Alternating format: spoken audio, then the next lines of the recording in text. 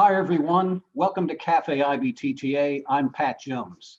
My guest today is Coach Buddy Croft. Buddy is the former executive director from the Rhode Island Turnpike and Bridge Authority, where he served from 2006 until his retirement in January of 2020. Buddy is now a part-time consultant with the global technology and mobility company, Kapsch.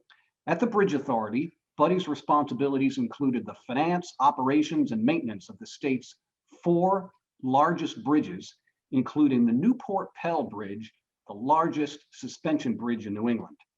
During his tenure, he modernized the state's tolling operations to include the introduction of Easy Pass and open road tolling, and installed a permanent median barrier on the Pell Bridge to prevent crossover accidents, a $6 million initiative that has protected many lives. Buddy also served on the IBTTA Board of Directors, and he was elected to serve as president in 2016. Before his tolling career, Buddy was the chief of staff of the Rhode Island Family Court. During his tenure there, he served as the vice chairman for the National Association of Drug Court Professionals and the chairman of its fundraising development committee. A native Rhode Islander, Buddy enjoys spending time with his wife and their 4 children, and count them, 11 grandchildren. Buddy, welcome to Cafe IBTTA. It's great to have you with us. Thank you, Pat. It's great to be here on a snowy day in Rhode Island. It's a wonderful forum to be able to chat with a lot of people in IBTTA world and a lot of friends for life. Well, it's great to have you here, Buddy. Now, this is Cafe IBTTA, where we drink coffee and talk about things that are interesting, relevant, uplifting, and fun. And we want to get you engaged in the conversation right away. We're taking your questions. And so I would ask you, in the chat function, select all panelists and attendees. We invite you to type one word or phrase that describes the characteristics of a favorite coach or teacher you had in your childhood. Right in the chat function, the characteristics of a favorite coach or teacher that you had in your childhood. All right, we're getting some good comments here. Empathy, supportive, inspiring, wisdom, encouraging, believes in, inspiration, great communicator. Yeah, all right, lots of good stuff here. And we're gonna come back to some of these characteristics, Buddy, as we continue our conversation here. So, Buddy, Coach Croft. A lot of people refer to you as Coach Buddy or Coach Croft, and you've been a coach on the football field and in the classroom and even in the corporate setting. And you've said that teamwork is the center of who I am. Tell us about that, Buddy. I will always think of myself as a teacher and a coach, and teamwork is central to all that. There's no I in team.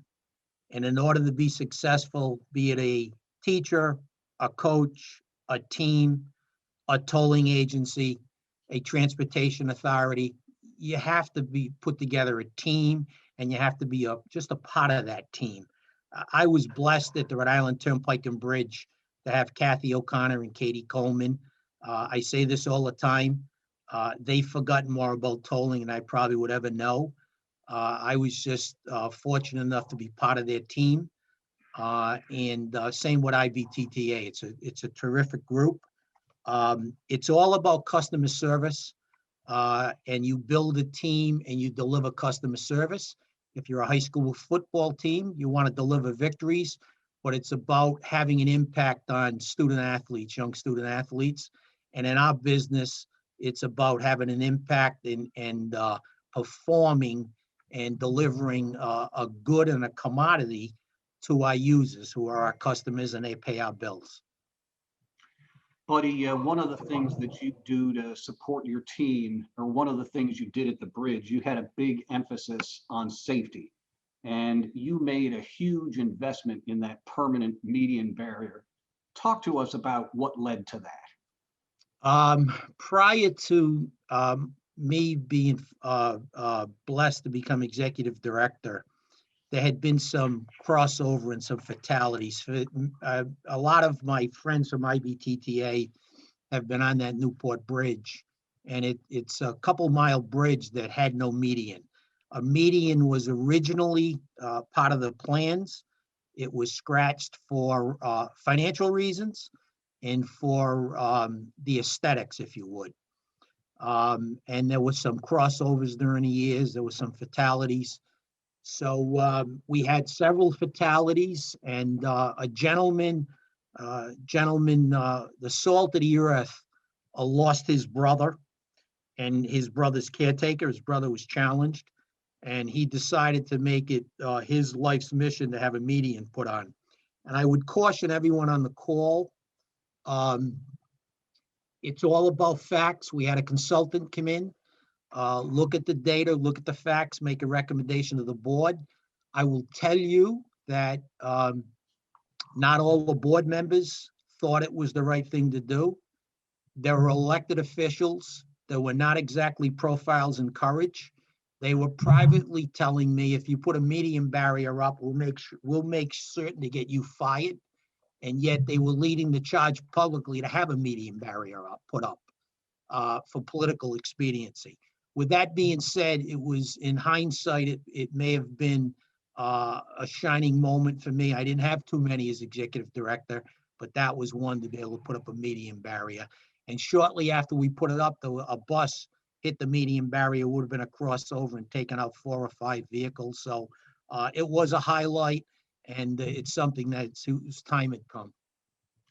Buddy, you mentioned profiles in courage, and that resonates with me because right now I'm reading a new biography of JFK, and certainly it makes me think about the theme of your year as president in 2016. You chose the theme, people, partnerships, and progress. And you recognize that you could achieve a lot more with others and with other groups, even groups that may be outside the bounds of our own industry. And you set about, in your year as president, visiting with the heads of more than a dozen transportation associations in Washington, D.C. You and I visited them together.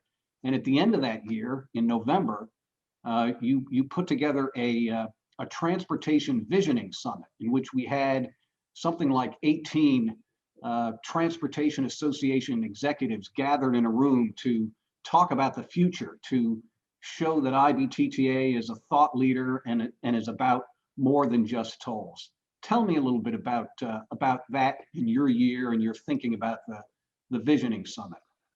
I had often thought, and I chatted with fellow members of the executive board as well as the members of our committee, board members. We're all about, tolling is what we do, but we have a tremendous impact on the lives of everyday citizens. In the Rhode Island Turnpike and Bridge Authority is one of the smallest tolling authorities, one of the smallest agencies in the country. And yet we're involved with lawyers, we do bonds, we're involved with environmental groups, business community, tourism. And it made me realize that we're so much more than tolling. We move goods, we move services, we make the economy move. We're an engine to the economy. The Newport Bridge is an economic engine to the state of Rhode Island. And we, as toll authorities, are engines to transportation across the country and across the globe. And I think there's strength in numbers. I think it's good to be able to collaborate with them. We had we often talk to the truckers. The truckers may not be excited about some of our tolls, but it's important to have them engaged in a dialogue because they're into transportation too, and they use our facilities. I think about we need to move people quicker and safer. It's people going to work. It's people need to get to work. People want to get home. They want to see their kids playing baseball games, their daughters in recitals, their sons playing baseball, their daughters and sons recitals, baseball games, you name it, their grandkids. So we're so much more than tolling agencies. And I think there's strength in numbers. We need to be cognizant of that and maintain a relationship with those other people. Our guest today is Coach Buddy Croft, former executive director of the Rhode Island Turnpike and Bridge Authority, now a consultant for Kapsch, and perhaps, his most important title, dad, husband to Shelley, dad to 4 children, granddad to 11 grandkids. And we are taking your questions. Please use the option of all panelists and attendees. We'd love to have your questions during this time we have with Buddy. Buddy, another thought. Every year, IBTTA does a service project in conjunction with the Maintenance and Roadway Operations Workshop. And in 2016, we had our maintenance meeting in Newport, Rhode Island, and the service project took place at Fort Adams State Park. And we did a lot of work in the park, cleaning up and moving around a lot of brush and building a bridge. But there was also a humanitarian element to that whole service project. Would you tell us a little bit about that? Yeah, one of the local organizations partnered with us. When the year I was blessed to be president, I talked to my fellow board members about having the conference there, the maintenance conference, and obviously doing some work at Fort Adams. It's not the typical project that IBTTA had been involved with to that point. It's a state asset, but it impacted not only the community. The Newport Bridge Newport is on one side, Jamestown's on the other. Fort Adams is an economic engine for the state of Rhode Island and working with the Department of Environmental Management. And parts of it had fallen into disrepair. And so not only did we build a bridge, not only we clear brush and open it up to tours, we were able to partner with an organization where we had people with developmental and intellectual challenges be part of the effort, and they're part of the tours. We're part of the tours moving forward. So it was something that was near and dear to my heart. And it was something that, I'm a little bit involved in Rhode Island Special Olympics. So it was very meaningful to me, and it was something that had helped people from that community. Now, Buddy, your son Keith is a coach. He has followed in your footsteps, being a coach at Bishop Hendricken High School. And there's a special athlete that you and Keith have taken a great interest in, a young gentleman by the name of Kwity Paye. Give us a sense of where Kwity came from and what he's facing right now.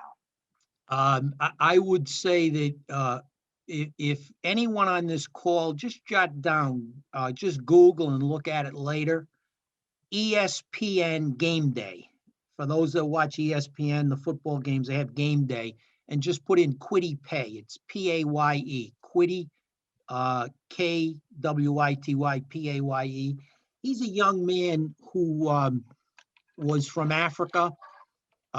His mother, they moved from several refugee camps. She came to America, moved to New York, and ended up in Rhode Island. And he played football at Bishop Hendricken High School. If you see the ESPN Game Day tape, you'll see they were part of the atrocities that started in Uganda. Part of his family, his grandfather, the guerrillas came in, padlocked the house, and burned the house with him in it. They started killing all the males in the village. So Quitty escaped to New York, and then they went to different refugee camps, came to New York, and then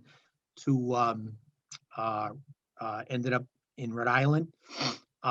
He was a football player at Bishop Hendricken High School. I do want to put a plug in for my son, who's did a terrific job with Quitty as his head coach. Quitty then went on to play at the University of Michigan. But before he went to Michigan, when he was at Hendricken, a lot of people on this call voted for Quitty to be part of an all-star team, an All-American, the Armor All-American game. And it was absolutely a highlight for him to be selected. It was by vote, and you all helped him. And then he got to Michigan, and he did fairly well. My son Keith and I have been involved currently with him with selecting an agent, getting involved with the combine. There will be no combine. He's going to have a pro day at Michigan. This young man is he'll be drafted most likely in the first round from possibly 8th to maybe 20th. Could be earlier, could be later. It's not a finite, you just don't know. But he is the salt of the earth. He is what America is all about. When you talk about an American success story, he is one. And it's, as a teacher and a coach, just to be able to have an impact on a young man like that, it has truly been a highlight of my coaching career. And please watch him during a draft. He is absolutely going to be all over the draft. So it's been a unique experience. He's a great young man, and IBTTA truly helped him in his journey. Buddy, that's a great story, and it was our pleasure to vote multiple times for Quitty and help him to get the recognition he deserved. Buddy, here's a question from one of our audience listeners. How do you engage with vulnerable groups and marginalized communities, and what does your process look like to ensure an equity lens is put into place?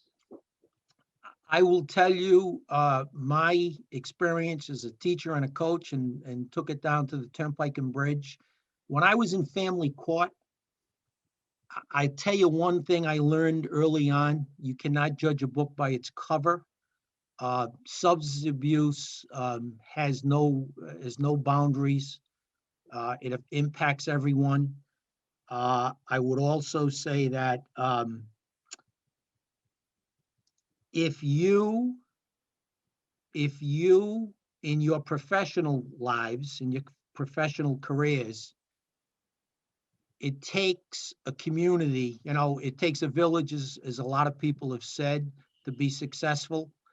When I was at family court, we put together a citizens advisory committee made up of a whole host of demographics. When I was involved with the National Association of Drug Court Professionals as their vice chair, we did the same. And at the Turnpike and Bridge, we actually went around to the communities and have public hearings. And when we have a public hearing, we like to engage the entire community, be it people of faith, be it elected officials, certainly people of color. Our organization should be a mosaic of what America looks like. And because of people like Kathy O'Connor and Katie Coleman and Laurie Silvera, who came after me and is doing a much better job than I did, I might add, they've continued in that way. So this is not rocket science. It's reaching out to people, extending an olive branch and say, hey, come along, join me in this journey. Buddy, we have a question from one of your board and executive committee colleagues, Tim Stewart from E470 Public Highway Authority. Hi, Coach. Looking back on your year as president, what would you point to as your greatest challenge, greatest accomplishments, and things you wish you had gotten done you didn't? Thanks for your service. You were a great president. Well, that's kind of Tim. Just being the president, I came into tolling in 2006. I didn't know an awful lot about the industry. I learned about it. The highlight of was just being fortunate enough to be selected president and voted in as president. I would say my accomplishment, I was very excited to play a small role in re-energizing the foundation, which has gone on to much greater things than I ever would have anticipated. The Visioning Summit that Pat alluded to, I was pleased to be involved with. and also the platinum sponsors. I tried to pay attention to the platinum sponsors, tried to help pay a few of the bills. And I'm pleased that I think we've got 25 platinum sponsors now. Correct. Yeah, and one of the things that I wish that I had done is being able to put national interoperability over the finish line, and something we still had struggled with for a while. But there were a lot of moving parts of that. There was a lot of politics involved, and yet it kind of is, it took on a life of its own, and it's kind of in a quiet box right now. So those are the things in hindsight. But certainly I had a terrific team, not only, and you can't be president of IBTTA unless there are some people back at the home agency, and Kathy and Katie and Eric Offenberg and Maggie and the crew. And I had two terrific chairmen, Dave Donlington early on, and then Steve Wallach, the current chair, who allowed me to be involved and do these things.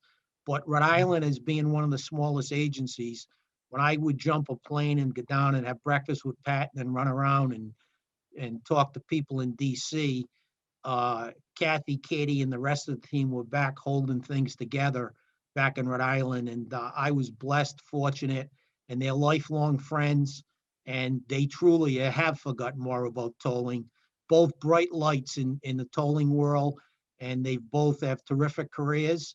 And you're going to hear a lot about them, both of them, in the future, both Kathy and Katie.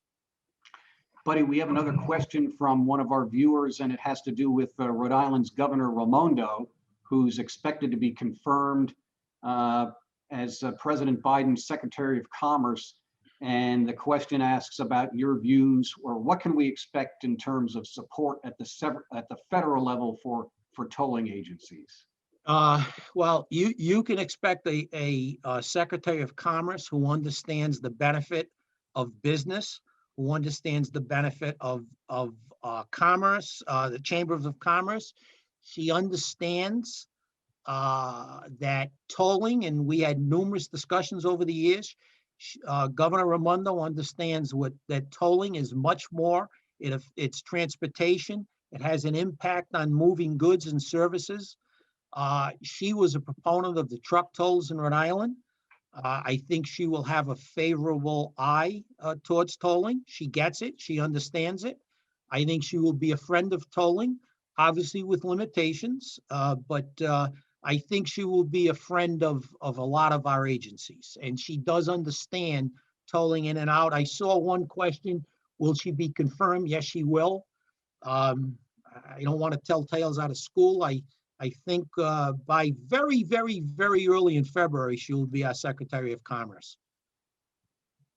So, Buddy, switching back to the Bridge Authority, you had a big celebration in 2019. You spearheaded the 50th anniversary celebration of the Newport Pell Bridge. Tell us about that. For anyone who's been to Rhode Island or have ever seen the news, the Newport Pell Bridge, or we call it the Newport Bridge, is the most iconic structure and beloved structure in Rhode Island. To be fortunate enough to be the executive director there for, excuse me, my phone's ringing, to be the executive director there for 14 years was the highlight of my professional career. And certainly the pinnacle of it was to oversee and be just a part of the 50th celebration. For any of you directors that are out there, or any people that get to that point, one of the first decisions you're going to have to make is, do you use toll dollars to do the celebration, or do you go out and raise money? No good deed goes unpunished. If you use toll dollars, you'd be criticized. And if you go out and raise the money, you'll be criticized. I wrote a letter to the Ethics Commission of Rhode Island. I said, I want to raise the money to do it. They suggested ways to do it. We did it. We raised in excess of $100,000 to put on the celebration. Certainly that grand lady, the Newport Bridge, deserved it. The people that have, the men and women of the Rhode Island Turnpike and Bridge who built that, and there were a couple lives lost during the building of it. We were fortunate enough to be able to recognize them. It was the pinnacle of my professional career. And once again, Stevie Wallach, Kathy O'Connor, Katie Coleman made it all happen. I just happen to be the face of it with Evan Smith, who's the head of Discover Newport. And it was a highlight of my professional career. Buddy, you certainly have been a mentor to a lot of people. Quitty Pay is only one example of people that you've mentored in your life and been a cheerleader for. And I'm curious to hear who have been, one or two of your mentors, people who've had a real significant influence in your life, in your development. When I buy the farm, when I move on to the life hereafter, my tombstone, I think, is going to say teacher, coach, husband, father, grandfather, my teaching and coaching had a tremendous impact on my life. It is something that I go back to. Vince Lombardi said, if you want to be number one, you got to pay the price. And there is no I in team. It's all about building a team. It's not about I. There are a lot of, in our business and in government and politics, there's a lot of egos. Everyone needs to leave their egos at the door, build a team. I go back to my coaches in high school who were intense, who were organized, who were supportive of young men. I was at Bishop Hendricken as an all-male school, and they had such an impact on my life, and they gave me the impetus to say, I think I want to coach someday. And as much as I've enjoyed my journey in tolling, as much as I have, it's been the highlight that and drug court professionals, when I was in that group at family court, I'm a teacher and a coach. So it's been a highlight of my life, and it's something I try to keep in mind in building a team. Buddy, I'm going to pause for just a minute to make a couple of announcements, and then we'll come back to you for some final words of wisdom. So next week, our guest on Café IBTTA is Benton Tempest, the IT director for the Northwest Parkway in Denver and a member of the IBTTA board. Tomorrow, January 28th at 11 a.m. Eastern Time, we have a webinar, Emerging Technologies Committee Annual Working Groups Report. February 2nd, 11 a.m. Eastern Time, the Women in Tolling present Moving Change, the Impact of Legacy Transportation Policies. And then on February 9th and 10th, we have back-to-back webinars, the first one on road user charging on the 9th, and the second one on congestion pricing on the 10th. And then a couple of weeks from today, maybe it's 3 weeks, February 16 through 19, the Leadership Academy Extension. This is going to be an hour of programming each day to give you a taste of what the Leadership Academy is all about. That Wednesday, February 17th, Jim Wilson of TransCore will be our guest on Café IBTTA. He's a 2010 graduate of the Leadership Academy and now serves as the chair of the IBTTA Foundation. It's a great opportunity for folks to get a flavor of what the Leadership Academy is all about. And this is going to return in live in-person form, knock on wood, fingers crossed, in February 2022 in Washington, D.C. So visit the IBTTA website for details on all our events. Well, Buddy, that's all the announcements. What final words of wisdom do you have for us? Well, I don't know if I have any wisdom. I just want to thank everyone for joining the call. Me and my wife just went through COVID, and Shelley has pretty bad asthma, and it's not something to joke about. It's not something to poo-poo. It's serious about wearing masks. It's serious about social distancing. I know all your lives have been impacted, all the tolling authorities that are on. The sun will shine again. This too shall pass. Immunization is on the way. And we'll get back to, at some point, in-person meetings, and we'll be able to hug and kiss and re-engage. I will tell you that in closing, Life is short. Take yourself seriously, but not too seriously. There is life. After retirement, there is life. I will say that I am enjoying tremendously what I'm doing with Kapsch. I'm enjoying tremendously the opportunity to do this, but I will tell you, no one is on their deathbed saying, oh, I wish I worked a little harder and a little longer. Hug your loved ones, enjoy your family, enjoy your partners, enjoy your significant others, enjoy your wives, your husbands, your partners, and your grandchildren. And God bless you all. I love you all very, very much. And thank you for Pat allowing me to be part of this team. Buddy, it's been an absolute pleasure to have you on the program. Please give our love to Shelley and the kids and all the grandkids, and to the IBTTA members. Be safe, keep in touch, and we'll see you down the road. Thanks, everybody. Bye-bye.